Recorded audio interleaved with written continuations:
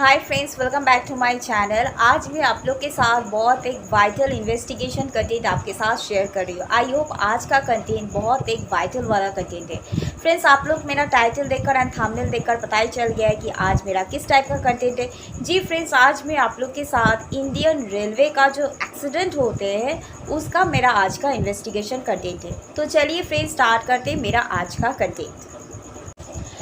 जी friends, आज मेरा content बहुत एक बड़ा वाला कंटेंट है जो मैं आपके साथ शेयर कर रही हूँ।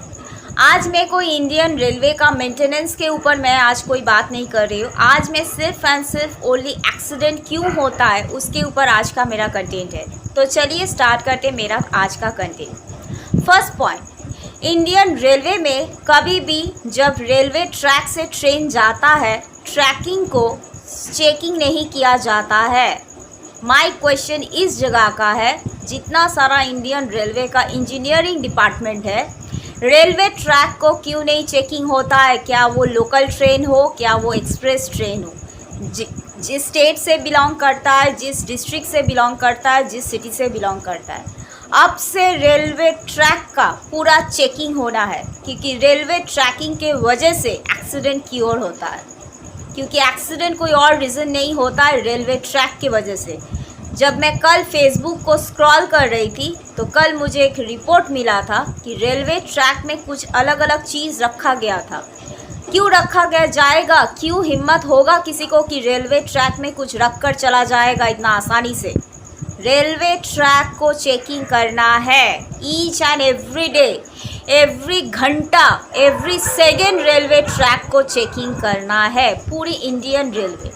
और एक बात मैं बता देना चाहती हूँ इंडियन रेलवे का सारा इंजीनियरिंग डिपार्टमेंट एंड सारा ऑफिसर्स को कि इंडियन रेलवे कौन सी साल में इस्टेब्लिश हुआ था। Indian railway was established in the year of 1853।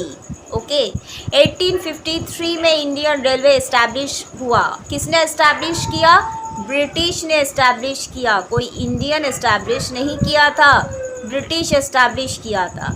And British इतना बेवकूफ़ नहीं था कि इंडियन रेलवे इस्टेब्लिश करने के बाद सीसीटीवी लगाएगा नहीं। ऐसा नहीं था कि सीसीटीवी नहीं लगाए।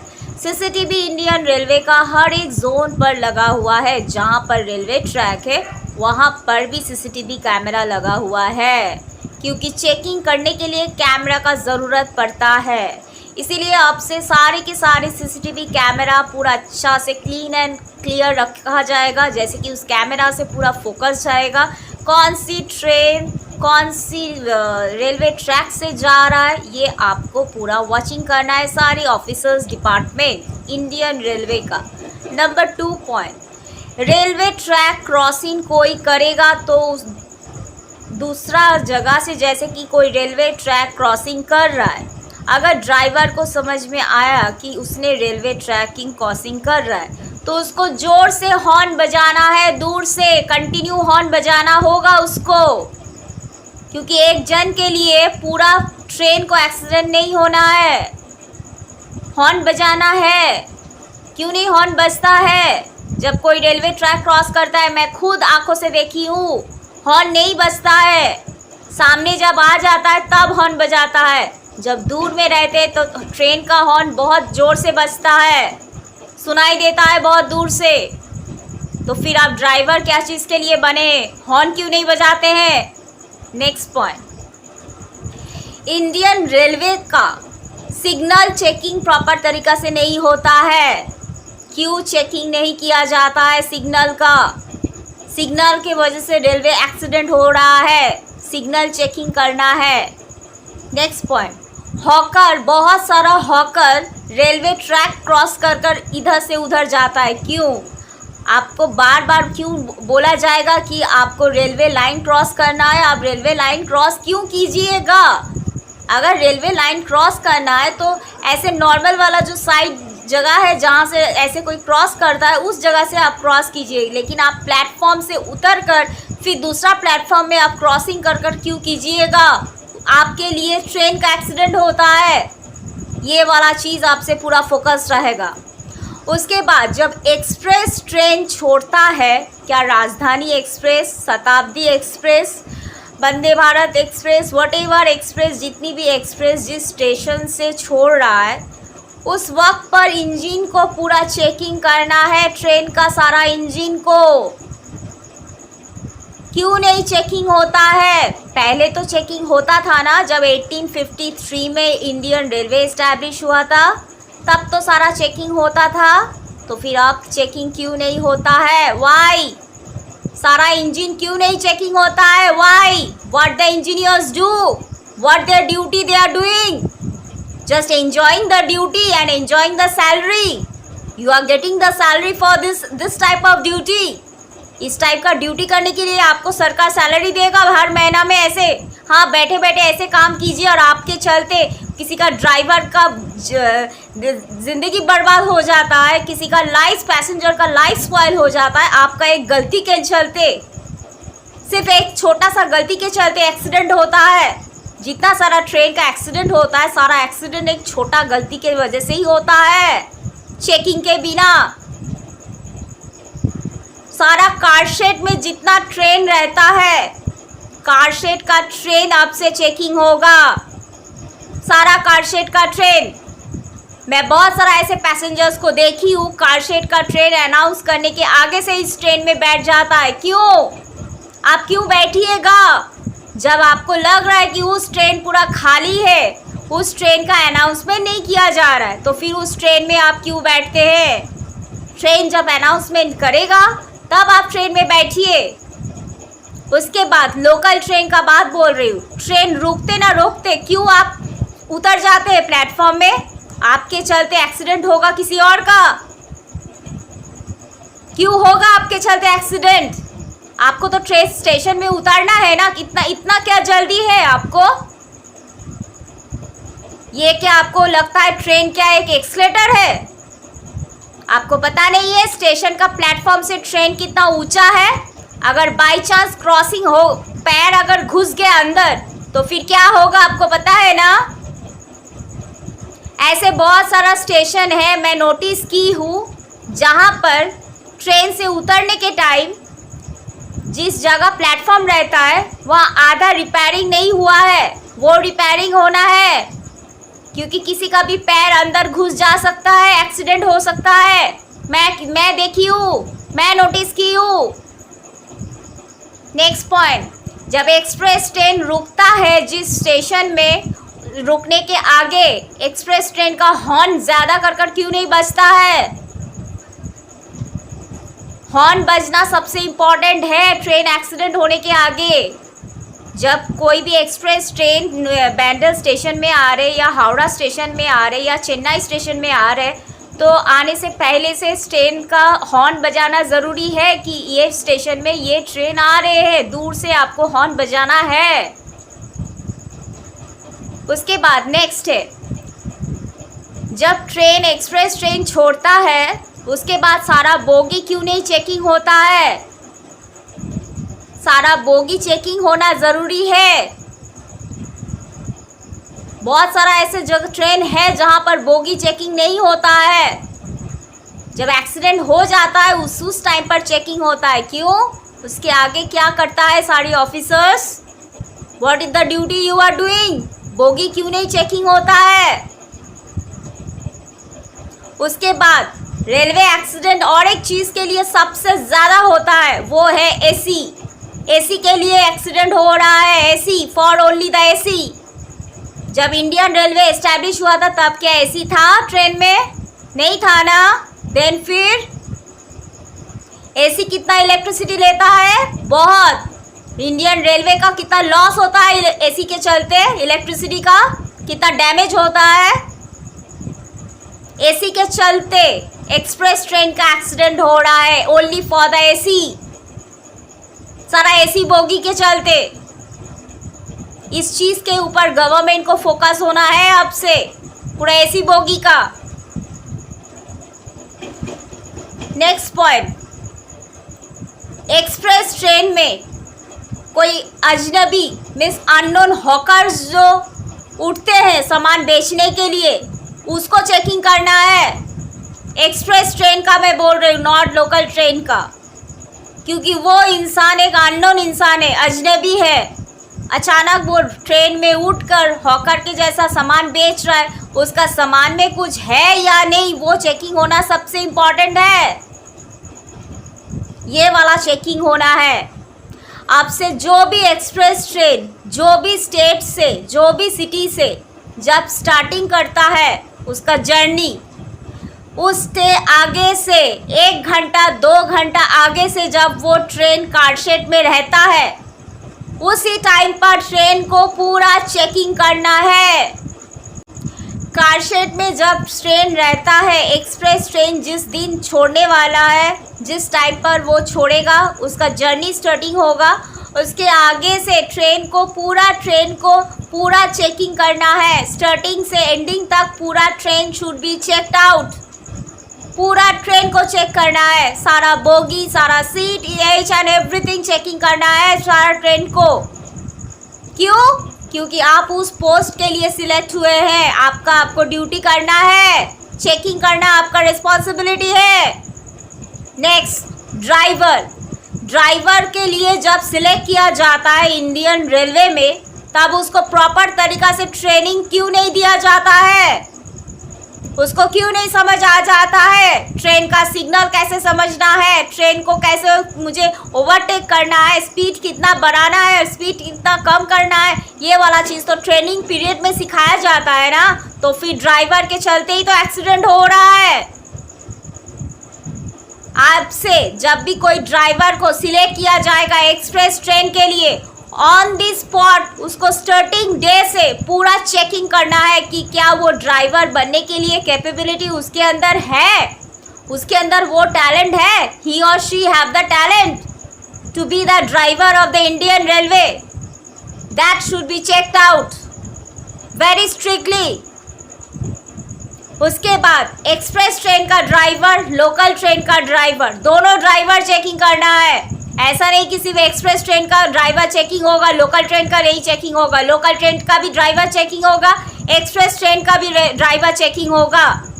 जब ट्रेन एक लाइन से दूसरा लाइन में अचानक क्रॉसिंग करता है, उस वक्त पर भी एक्सीडेंट होता है बहुत। क्यों होगा उस टाइम पर क्रॉसिंग में एक्सीडेंट? तो उसके आगे से दिन के टाइम पर वो रेल लाइन को ठीक प्रॉपर तरीका से चेकिंग क्यों नहीं होता है? जहाँ रेल लाइन एक लाइन से साथ कनेक्टेड रहता है क्रॉसिंग के लिए, तो उस टाइम पर वो लाइन को ठीक से प्रॉपर तरीका से डे टाइम में चेकिंग क्यों नहीं किया जाता है, रिपेयरिंग क्यों नहीं किया जाता है, टेक्निकल पार्ट क्यों नहीं चेकिंग होता है? ये सब तो टेक्निकल मैकेनिकल पार्ट है, ये सब चेकिंग क्यों नहीं होता है? क्या कर रहा है engineering department? What the engineering department is doing with the Indian railway?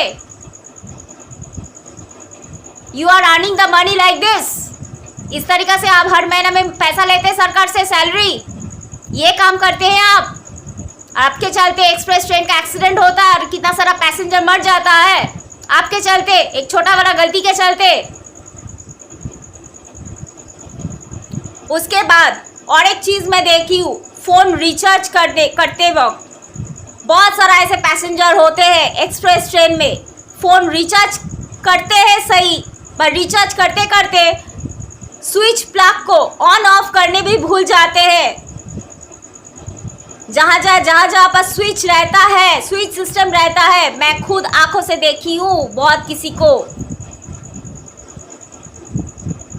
उसके चलते भी इलेक्ट्रिसिटी का प्रॉब्लम होता है, ट्रेन का इलेक्ट्रिसिटी का प्रॉब्लम होता है स्विच बोर्ड के चलते। उसके बाद नेक्स्ट पॉइंट, सबसे वाइटल पॉइंट, सिगरेट स्मोकिंग के चलते ट्रेन का एक्सीडेंट होता है। स्मोकिंग के चलते आपको बार बार मना किया जाता है कि आप रेलवे स्टेशन में स्मोकिंग नहीं कीजिएगा, तो फिर आप स्मोकिंग क्यों करते हैं? प्लेटफॉर्म में तो करते हैं, उसके साथ साथ आप एक्सप्रेस ट्रेन में भी जब सफ़र कर रहे हैं, ट्रेन में बैठकर आप लाइटर जलाकर, मैच स्टिक जलाकर आप स्मोकिंग कर रहे हैं। आपको इतना हिम्मत हो गया कि आप ट्रेन में बैठकर आप मैच स्टिक को यूज़ कर रहे। आपको राइट किसने दिया कि आप ट्रेन में बैठकर मैच स्टिक जलाइएगा या लाइटर जलाइएगा? ये आपका घर लगता है और आपका एक छोटा सा मैच स्टिक के लिए पूरा ट्रेन का बर्बाद होगा, उसका रिस्पॉन्सिबिलिटी क्या आप लीजिएगा? आपका बाप लेगा। आपसे एक्सप्रेस ट्रेन के अंदर कोई भी पर्सन स्मोकिंग नहीं करेगा। अगर स्मोकिंग करेगा तो उसको ट्रेन से नीचे उतार दिया जाएगा, उसका लगेज के साथ, टिकट के साथ उसको नेक्स्ट स्टेशन में उसको उतार दिया जाएगा। उसको पूरा एकदम रेड सिग्नल मारकर उसको बोल दिया जाएगा कि आप घर जाइए। उसका टिकट कैंसिल किया जाएगा। अगर उसने स्मोकिंग किया ट्रेन में बैठकर आप स्मोकिंग नहीं कर सकते हैं। जिस स्टेशन में उतरिएगा वहां से उतरने के बाद जब ट्रेन से स्टेशन से बाहर जाइएगा तब आप स्मोकिंग कीजिए, कोई बात नहीं, बट आप ट्रेन में बैठकर स्मोकिंग नहीं कर सकते हैं। और उसके बाद मैं और भी बहुत पर्सन्स को देखी हूँ स्टेशन में कि उसने ड्रिंक कर ट्रेन का सफ़र करते हैं। वो भी चीज़ चेकिंग होगा। कौन सी इंसान ड्रिंक कर एक्सप्रेस ट्रेन में चढ़ रहा है वो चेकिंग होगा। आप ड्रिंक वाला सामान लेकर आप ट्रेन का सफ़र एक्सप्रेस ट्रेन में जर्नी नहीं कर सकते हैं। आप कोई ड्रिंक वाला सामान नहीं उठाकर लेकर जा सकते हैं। You can not carry those thing. और उसके साथ साथ इंजीनियरिंग पार्ट्स का जितना सारा मैकेनिकल पार्ट है, सारा मैकेनिकल पार्ट चेकिंग होना है। जितना सारा मैकेनिकल सेगमेंट है इंडियन रेलवे का, सारा मैकेनिकल पार्ट चेकिंग होना है। एंड मैं काइंडली गवर्नमेंट को ये बात बताना चाहती हूँ कि सीसीटीवी का, इंडियन रेलवे का जो खुद का सीसीटीवी है वो किसी एम्प्लॉयर को भी पता नहीं है कि कहाँ कहाँ इंडियन रेलवे का सीसीटीवी है। क्योंकि ब्रिटिश ने जब बनाया था तो ब्रिटिश ने सीसीटीवी लगाया गया था, तो वो सीसीटीवी इंडियन रेलवे को पता है कि कहाँ कहाँ पर सीसीटीवी है, कौन सी जगह पर सीसीटीवी कैमरा है। उस सीसीटीवी कैमरा से और एक एक्स्ट्रा सीसीटीवी कैमरा लगाया जाएगा जहां के थ्रू से रेलवे लाइन का ट्रैकिंग को चेकिंग किया जाएगा। रेलवे लाइन चेकिंग होगा, ट्रेन चेकिंग होगा, बोगी चेकिंग होगा, ईच एंड एवरीथिंग चेकिंग होगा। सिग्नल से लेकर ईच एंड एवरीथिंग सीसीटीवी पर पूरा आना चाहिए। क्योंकि एक्सीडेंट होने के बाद बहुत सारा फुटेज नहीं मिलता है। मैं बहुत सारा ऐसे एपिसोड देखी हूँ सावधान इंडिया सीआईडी क्राइम पेट्रोल में देखी हूँ कि बहुत सारा फुटेज नहीं मिलता है सीसीटीवी से। क्यों नहीं मिलता है? मैं इंडियन रेलवे का खुद का सीसीटीवी चाहती हूँ, खुद का सीसीटीवी जो ब्रिटिश ने ऑलरेडी लगाया था वो सीसीटीवी। मुझे वो सीसीटीवी चाहिए। उस सीसीटीवी से काम करना है, वो वाला सीसीटीवी जो ब्रिटिश ने लगाया, जो 1854 का 53 का जो सीसीटीवी है उस टाइम का सीसीटीवी का बात बोल रही हूँ, अभी का सीसीटीवी नहीं। उस सीसीटीवी से पूरा रेलवे ट्रैक का ईच एंड एवरीथिंग चेकिंग करना होगा पूरा।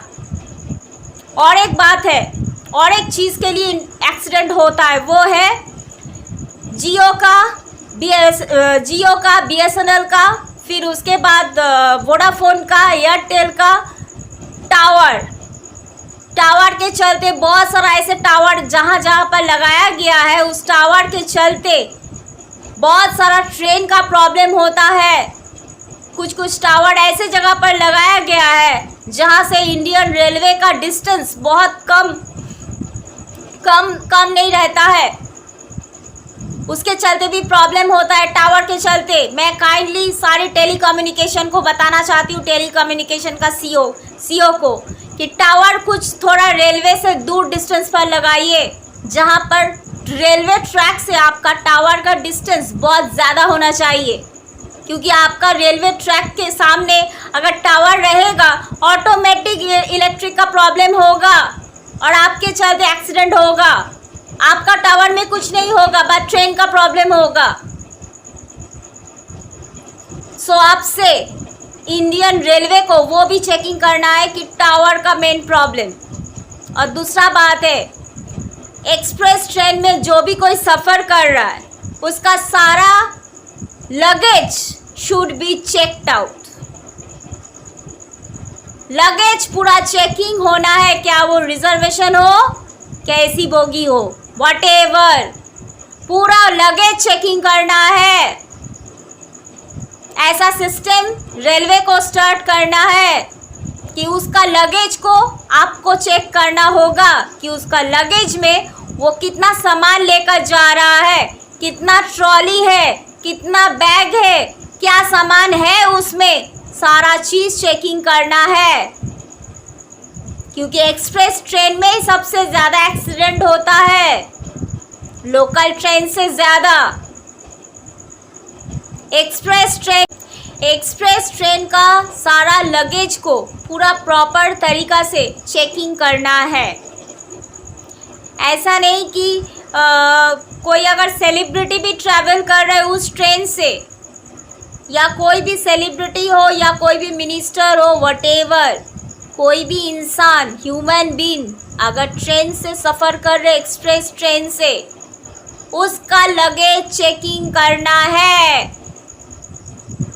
ये पूरा स्ट्रिक्टली इंडियन रेलवे को चालू करना है। उसका लगेज चेकिंग होगा। जैसे फ्लाइट में लगेज चेकिंग होता है, वैसे इंडियन रेलवे में लगेज चेकिंग होगा।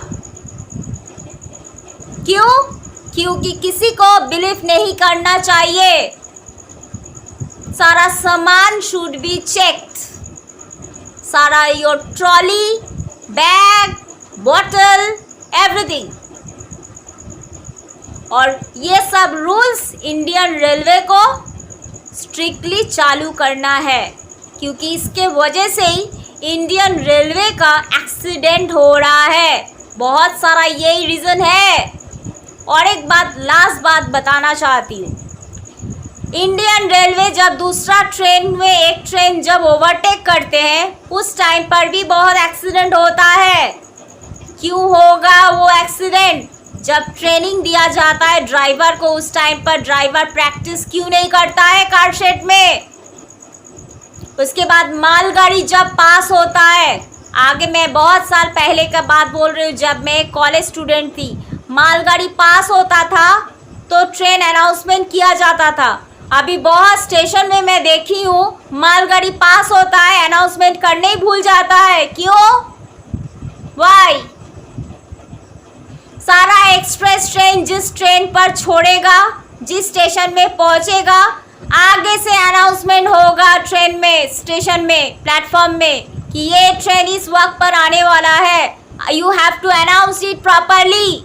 एक बार क्यों, 10 बार आपको अनाउंस करना पड़ेगा। आप उस पोस्ट के लिए ज्वाइन किए इंडियन रेलवे में, आपको अपना ड्यूटी करना होगा। आपके चलते किसी के और का एक्सीडेंट नहीं होना है।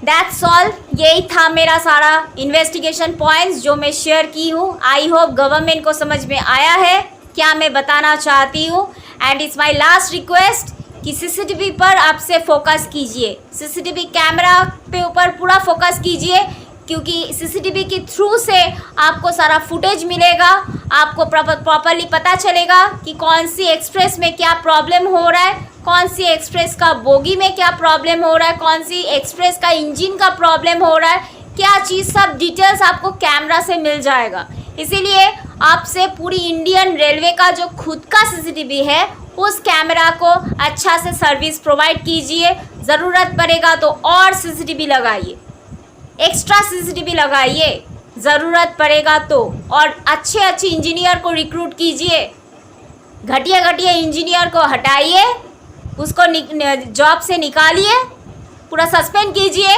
और अच्छे लेवल का इंजीनियर को रिक्रूट कीजिए, उसको जॉब दीजिए, उसको ट्रेनिंग दीजिए एंड अच्छे ऑफिसर्स को आपका डिपार्टमेंट के लिए लीजिए। That's all. यही था मेरा पॉइंट्स। आई होप गवर्नमेंट को समझ में आ गया है। आपसे गवर्नमेंट अपना काम प्रॉपर तरीक़ा से चालू करेगा। That's all. Thank you very much for my episode. अगर फ्रेंड्स आज का कंटेंट अगर आपको पसंद आया है तो एक लाइक कीजिएगा, शेयर कीजिएगा, सब्सक्राइब कीजिएगा एंड बेल आइकन का नोटिफिकेशन उसको ज़रूर ऑन कीजिएगा एंड कमेंट सेक्शन में ज़रूर बताइएगा आज का कंटेंट आपको कैसा लगा है। एंड फ्रेंड्स अगर आप मुझे फेसबुक में, इंस्टाग्राम में फॉलो करना चाहते हैं तो आप मेरा यूट्यूब का अबाउट सेक्शन में जाकर वहाँ से आप मुझे फॉलो कर सकते हैं। एंड जी फ्रेंड्स, मुझे लास्ट कुछ बात बताना बहुत ही ज़रूरी है, क्योंकि ये बात तो बहुत आता है जैसे आप लोग को तो पता है कि मैं अपना सैलरी कलेक्शन के थ्रू से मुझे सैलरी अपना पुराना एडिटिंग चैनल का सैलरी मुझे मिल जा रहा है। तो varieties of collections of public के साथ मेरा मुलाकात होता है। तो ऐसे कुछ गवर्नमेंट ऑफिसर्स के साथ भी मेरा मुलाकात होता है। तो क्या मुझे कुछ पुलिस डिपार्टमेंट के साथ भी मेरा मुलाकात होता है जिसने मुझे हेल्प किया है। बहुत सारा ऐसे पुलिस डिपार्टमेंट के थ्रू से मुझे हेल्प मिला है।